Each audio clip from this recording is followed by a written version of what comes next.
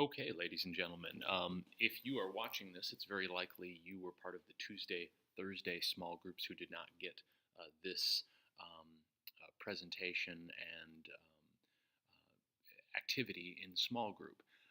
What we're going to be talking about here is what is called the Truth and Reconciliation Commissions. Um, and this is something that took place in South Africa in the mid to late 1990s.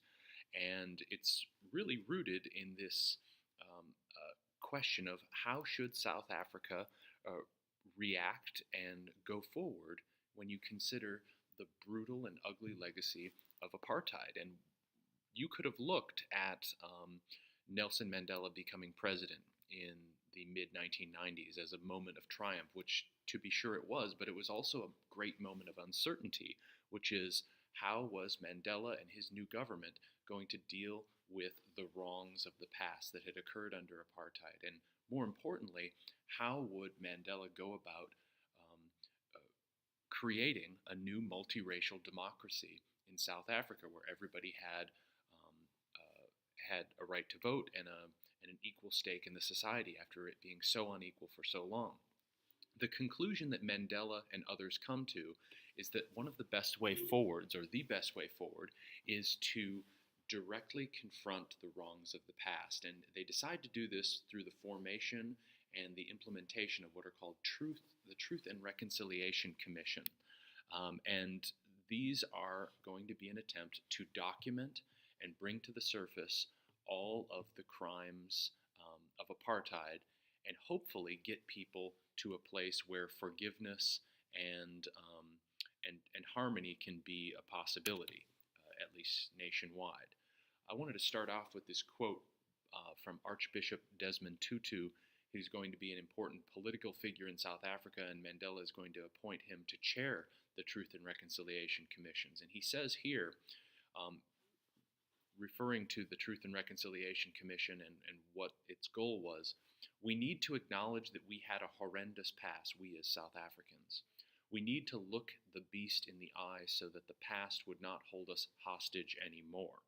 And this is Tutu's characterization of why the Truth and Reconciliation Commissions are necessary, because they simultaneously confront uncomfortable truths, but also in doing so, he believes, and others believe, Mandela was a believer in this, that confronting those truths would ultimately be the only way that South Africa could move on as a multiracial democracy and society.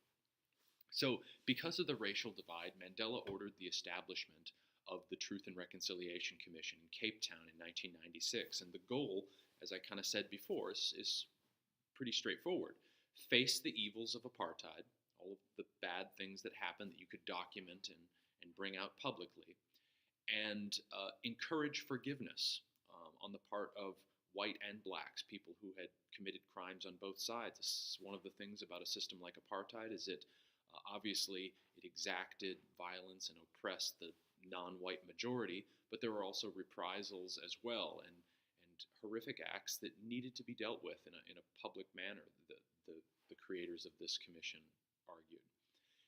They argued also that these commissions, when done publicly, would give victims of crimes a chance to look the perpetrators in the eye, hear the full truth, and potentially grant forgiveness, which, if done on a grand scale, might help the country move on to a better place where there could be a greater racial harmony and cooperation.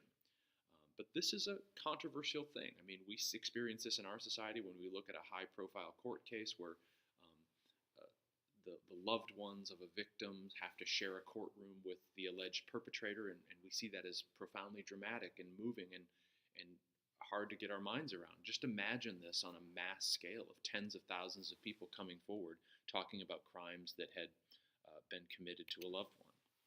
So a question that I'd like to pose to you is, why would someone participate in this Truth and Reconciliation Commission? Why would, say, the loved one of a victim, why would they want to come forward and talk about this? But probably more pressingly, why would someone who committed a crime, who perpetrated a crime against someone, why would they come forward 20, 30 years later and admit it publicly? That's an important question to ask. Well, Truth and Reconciliation Commission kind of floated some incentives here. The perpetrators of a crime were granted a fair and open trial. So this was one incentive that if you did do something years ago, you could come forward and be granted a level of fairness and openness.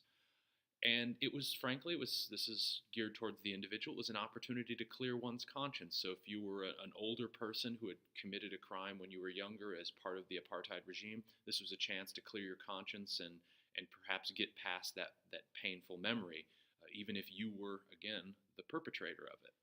And thirdly, and perhaps most importantly, there was an opportunity, not a guarantee, but an opportunity to gain amnesty or um, a legal pardon for your crime, where you wouldn't be judicially held accountable for it.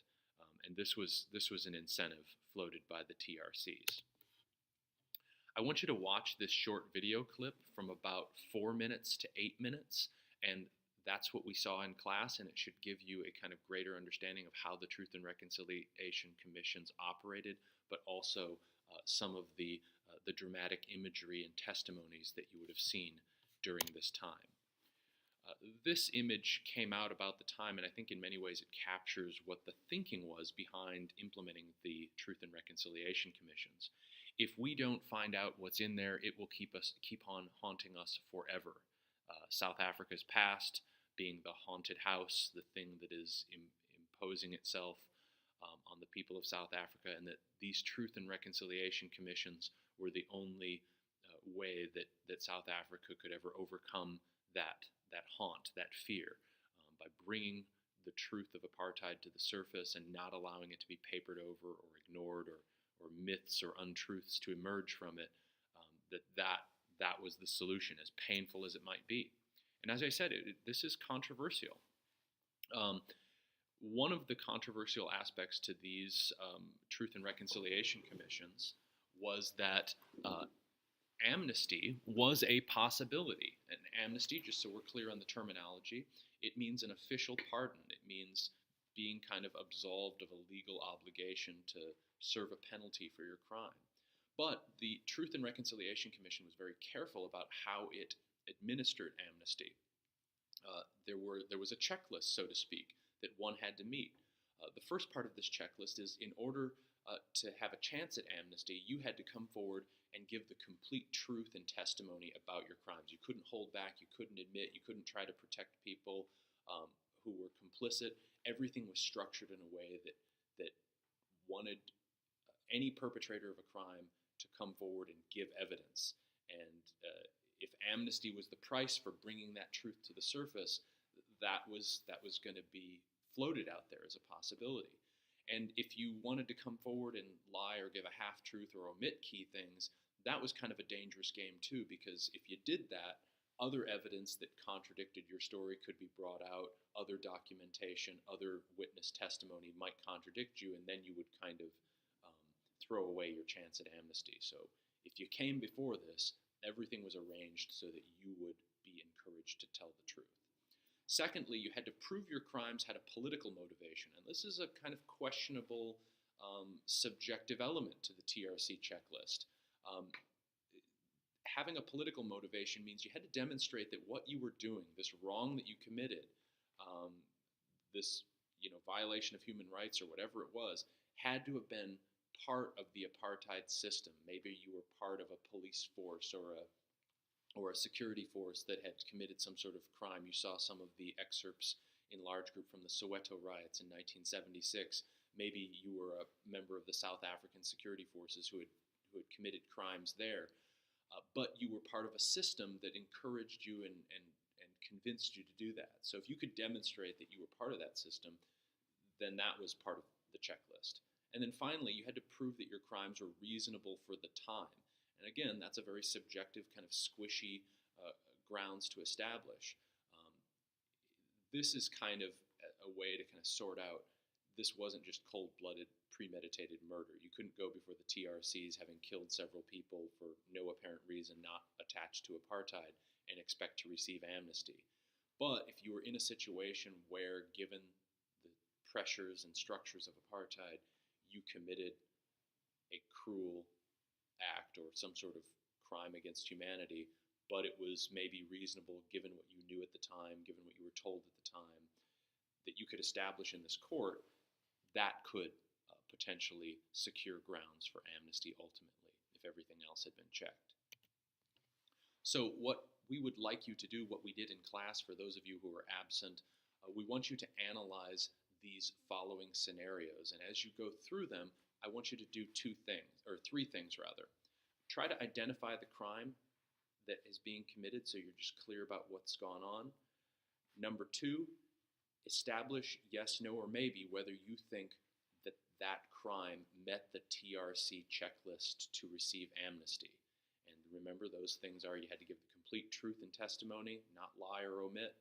You had to prove your crimes had a political motivation, and C, you had to demonstrate that your crimes may have been perceived as reasonable for the time. And the third thing I'd like you to do as you evaluate these scenarios is to establish whether you personally would give this individual amnesty. And these are very challenging, uncomfortable scenarios that really happened during apartheid, but we want you to look at them to kind of gain a greater appreciation for that. And that you should do to complete this activity. And I would just sketch your responses down in your notebook and read through these carefully. The first one is a woman named Amy Beale. Another one involves 10 people who were killed during the apartheid regime. Another is a massacre at a church. And another one is another individual who committed crimes. And the results are given at the end of these. So please evaluate these and use this scenario checklist to proceed. And if you have any questions, make sure you see one of your small group teachers, and we will hopefully straighten it out for you.